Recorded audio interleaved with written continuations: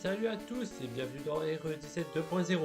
Aujourd'hui nous parlons d'un nouveau Pokémon et d'un autre Pokémon, mais un remake, parce qu'aujourd'hui c'est Pokémon.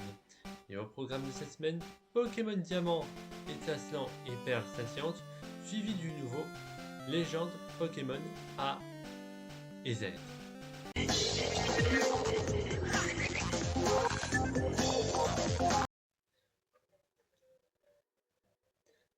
A l'instar des jeux Pokémon Diamant et Perle, les jeux Pokémon Diamant étincelant et Pokémon Perle scintillante se déroulent dans la région de Sinnoh, basée sur la région japonaise d'Hokkaido.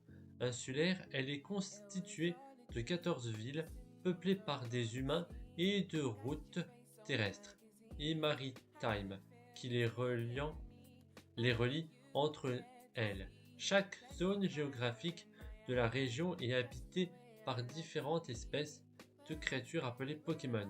Si le joueur prend le personnage masculin, Luca de Panogure est le protagoniste de Pokémon Diamant et Perle, sinon ce sera Aurore, le protagoniste féminin et personnage important de la série. Luca ou Aurore vit à Panogure dans la région de Sinnoh.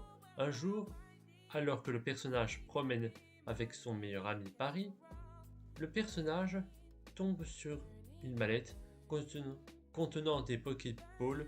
Tout d'un coup, des étourmis les attaquent. Le personnage et Barry, les deux enfants, se servent d'un des Pokémon dans la mallette pour vaincre les étourmis. Les Pokémon sont Tortipousse, Wistikram et Tiblouf. Le professeur Sorbier, qui est le propriétaire des Pokémon, décide de leur confier comme Pokémon de départ. Tout au long du jeu, les deux personnages devront déjouer les plans maléfiques de la Team Galaxy qui tente de s'approprier le Pokémon légendaire Dialga ou Palkia selon la version afin de créer un nouvel univers. Les points forts, mécanique toujours aussi bien huilée, une aventure plus fluide, plus agréable, mise en scène bien plus engageante, quelques nouveautés bien senties, très propre en mode portable. Point faible, un manque global d'ambition artistique, pas possible d'enlever la multi-exp, un manque de grosses nouveautés.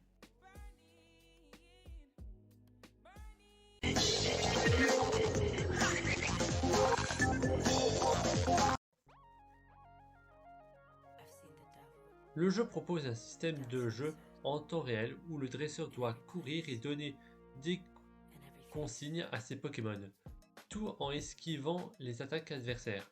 Selon le moment de la journée, le jeu propose différentes activités. De jour, le joueur peut explorer la ville ainsi que les réserves naturelles présentées à divers endroits de celle-ci pour capturer des Pokémon sauvages.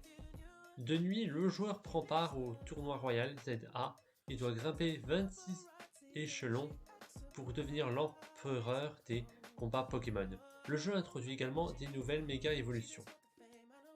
Ça se déroule à Illumi, une ville inspirée de Paris située dans le centre de la région de Kalos de Pokémon X et Y, où un plan de réaménagement urbain a été mis en œuvre pour faire de cette ville un lieu appartenant autant aux êtres humains qu'aux Pokémon. Le tournoi royal ZA est également organisé la nuit.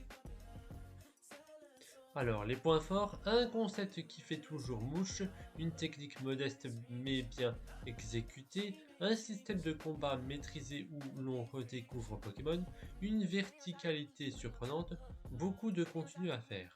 Les points faibles n'encouragent pas l'exploration, peu de variété dans les environnements, une histoire qui se répète dans sa construction, une IA perfectible.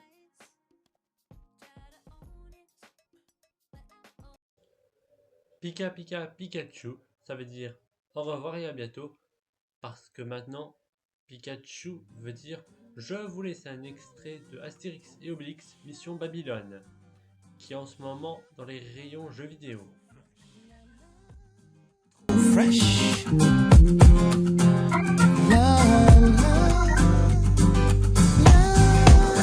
Laisse-moi te parler de la première fois que j'ai posé mes yeux pas trop ça, mais laisse-moi continuer. Je t'ai pas remarqué, un peu trop classique, pas mon style. T'avais l'air stop et chantais pas ta voix. J'étais retourné, quel sourire. Je me suis perdu